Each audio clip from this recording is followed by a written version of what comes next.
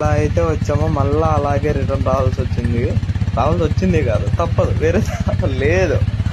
అమ్మ ఏ గుంతలు అయితే ఎక్కించినామో, ఏ మెట్టలు అయితే తినిపించినామో, ఆ గుంతలు ఆ మెట్టలు అన్నీ మళ్ళా రిటర్న్ అనమాట. వెళ్ళేటప్పుడు పులుసు గారిపోయింది. ఎండ మామూలుగా లేదు, బీభత్సమైన ఎండ. అసలు ఎట్లా పోయినామో అనిపించింది.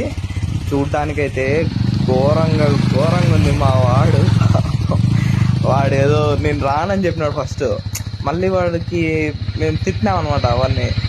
నువ్వు అట్లాది, నువ్వు ఇట్లాది అని చెప్పి పాపం అని అనేసరికి వాడు రెచ్చిపోయి ఇంక వచ్చేసినాడు అన్నాడు వాని బండి తీసుకొని.